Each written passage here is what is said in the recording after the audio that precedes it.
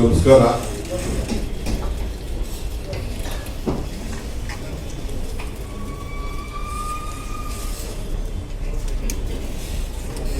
ಇವತ್ತು 86 ವಿಧಾನಸಭಾ ಕ್ಷೇತ್ರದಲ್ಲಿ ಎಲ್ಲಿ ನಾವು ಸೋತಿದ್ದೋ ಆ ಎಲ್ಲ ಕ್ಷೇತ್ರಗಳನ್ನ ಅಭ್ಯರ್ಥಿಗಳನ್ನ ಕರೆಸಿ ಅವರ ಕಷ್ಟ ಸುಖ ಮುಂದಕ್ಕೆ ಎಲೆಕ್ಷನ್ಗೆ ಯಾವ ರೀತಿ ತಯಾರು ಮಾಡ್ಕೊಳ್ಬೇಕು, ಸ್ಥಳೀಯ ಸಂಸ್ಥೆ ಎಲೆಕ್ಷನ್ಸ್ಗೆ ಏನು ಸಿದ್ಧತೆ ಮಾಡ್ಕೊಳ್ಬೇಕು ಅಂತ ಹೇಳಿ ಅವರೆಲ್ಲ ಅಭಿಪ್ರಾಯಗಳನ್ನ ಚರ್ಚೆ ಮಾಡಿದ್ದೇನೆ. ಲೋಕಸಭಾ ಚುನಾವಣೆಗೆ ಸಂಬಂಧಪಟ್ಟಂತ ಎಂಪಿಗಳನ್ನ ಮತ್ತು ಅಭ್ಯರ್ಥಿಗಳ ಮತ್ತೊಂದು ದಿನ ಪ್ರತ್ಯೇಕವಾಗಿ ಅವ್ರನ್ನ ಸಭೆಯನ್ನ ನಡೆಸ್ತಾ ಇದ್ದೀನಿ. ಅವರಿಗೆ ಮುಂದಕ್ಕೆ ಚುನಾವಣಾ ಸೋತ ಮೇಲೆ ಅವರು ಪಾರ್ಲಿಮೆಂಟ್ ಎಲೆಕ್ಷನ್ಗಳೆಲ್ಲ ಮತ್ತು ಬೇರೆ ಬೇರೆ ಸ್ಥಳೀಯ ಸಂಸ್ಥೆ ಎಲೆಕ್ಷನ್ಗಳಲ್ಲಿ ಕೋಆಪರೇಟಿವ್ಗಳಲ್ಲಿ ಎಲ್ಲ ಕೂಡ ಕೆಲಸ ಮಾಡಿಕೊಂಡು ಬಂದಿದ್ದಾರೆ. ಮುಂದಕ್ಕೆ ಅವರಿಗೆ ಶಕ್ತಿ ಯಾವ ರೀತಿ ತುಂಬೋದು ಅಂತೇಳಿ ಅನೇಕ ಸಲಹೆಗಳನ್ನ ಕೊಡ್ತಾ ಇದ್ದೇನೆ. ನೆಕ್ಸ್ಟ್ ಅಸೆಂಬ್ಲಿ ನಡೆಯುವಾಗ ನಾನು ಮತ್ತು ನಮ್ಮ ಮುಖ್ಯಮಂತ್ರಿಗಳು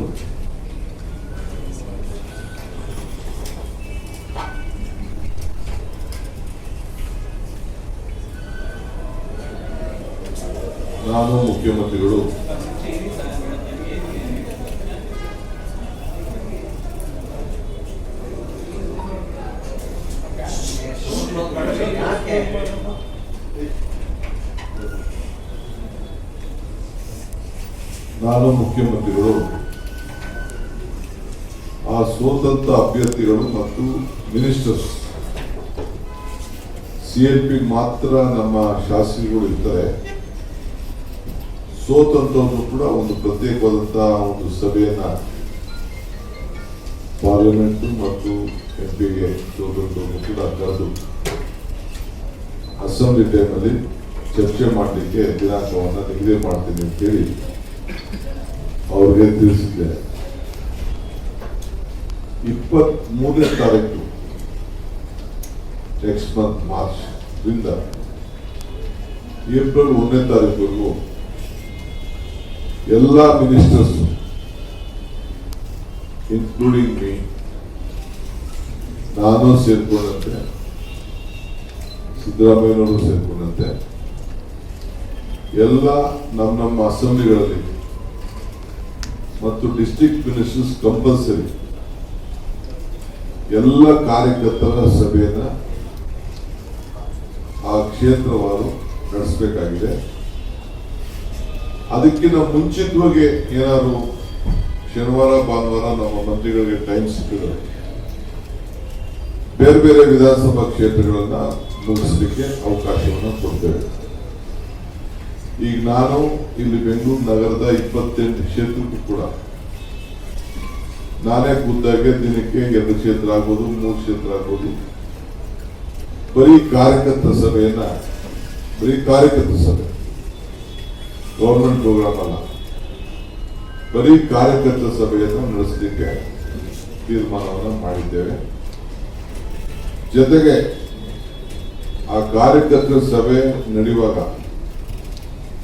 ಯಾರನ್ನ ಸರ್ಕಾರ ನಾಮಿನೇಟ್ ಮಾಡಿದೆ, ಸ್ಟೇಟ್ ಲೆವೆಲ್ ಇರ್ಬೋದು, ಡಿಸ್ಟ್ರಿಕ್ಟ್ ಲೆವೆಲ್ ಇರ್ಬೋದು, ರಾಜ್ಯ ಮಟ್ಟ ಇರ್ಬೋದು, ಅಸೆಂಬ್ಲಿ ಲೆವೆಲ್ ಇರ್ಬೋದು,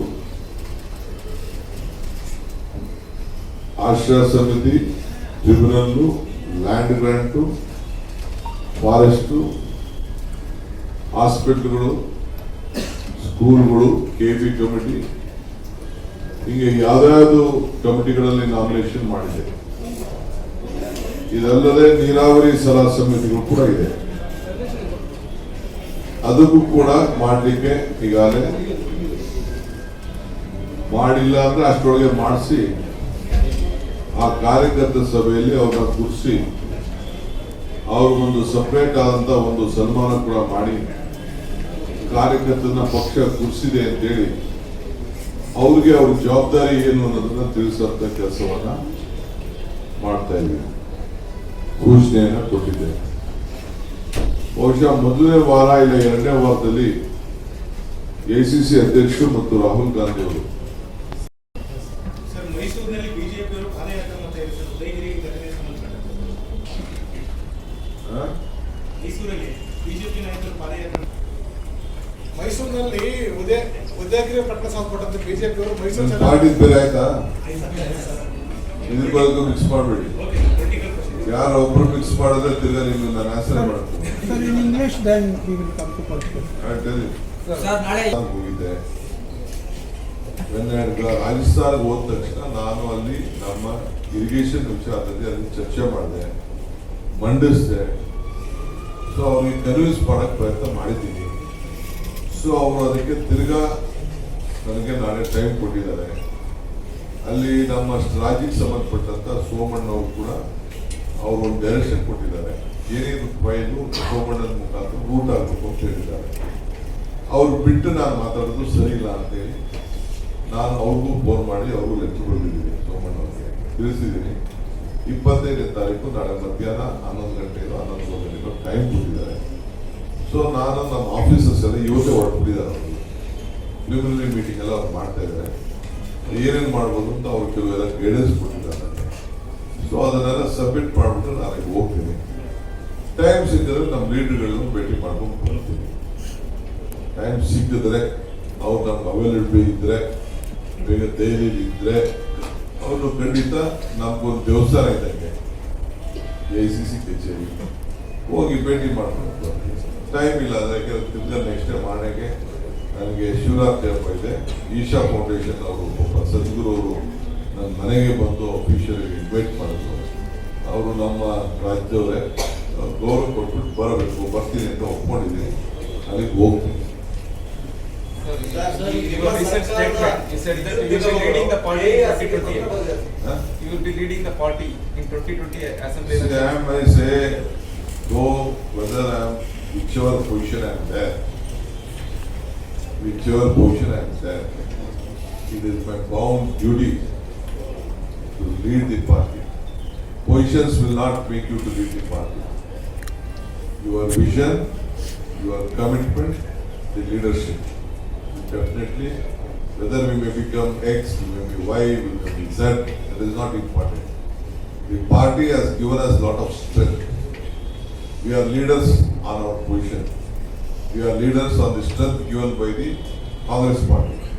It is our bound duty as a congressman to give strength and do the leadership. So you are ready for the sacrifice until 2028. Sir, ವಿದ್ಯುತ್ ನಿಗಮಗಳು KES ಗೆ ಪತ್ರ ಬರೆದಿದ್ದಾರೆ ಸರ್. ಗೃಹ ಜ್ಯೋತಿ ಹಣ ಬಾಕಿ ಇದೆ, ಅದನ್ನ ಜನರಿಂದಲೇ ವಸೂಲಿ ಮಾಡೋಕೆ ಅನುಮತಿ ಕೊಡಿ ಅಂತ. ನನಗೆ ಮಾಹಿತಿ ಇಲ್ಲ, ಮಾಹಿತಿ ತಿಳ್ಕೊಂಡು ಬೆಳಗಾವಿಯಲ್ಲಿ ಮರಾಠಿ ಪುಂಡರ ಹಾವಳಿ ಹೆಚ್ಚಾಗಿದೆ ಸರ್. ಕಂಡಕ್ಟರ್ ಮೊನ್ನೆನೂ ಒಬ್ಬರಿಗೆ ಹೊಡೆದಿದ್ದು, ಇವತ್ತು ಮತ್ತೆ ಮಸಿಗೊಳಿಸಿದ್ದಾರೆ ಕಂಡಕ್ಟರ್ ಮುಖಕ್ಕೆ. ನಮ್ಮ ಹೋಮ್ ಮಿನಿಸ್ಟ್ರು ಮತ್ತು ನಮ್ಮ ಟ್ರಾನ್ಸ್ಪೋರ್ಟ್ ಮಿನಿಸ್ಟ್ರು ಇಬ್ರು ಹೋಗ್ತಾ ಇದ್ದಾರೆ, ಇಬ್ರು ಡೀಲ್ ಮಾಡ್ತಾ ಇದ್ದಾರೆ. ಹೋಗಿದಾರಲ್ಲ, ಹೋಗಿದ್ದಾರೆ, ಹೋಗ್ತಾ ಇದ್ದಾರೆ. ಅವ್ರದ್ದೆಲ್ಲ ಆದ್ಮೇಲೆ ಬಂದು ಈಗ ಮಾತ್ರ ಮಾತಾಡ್ತಾರೆ. ಆಮೇಲೆ ಥ್ಯಾಂಕ್ ಯು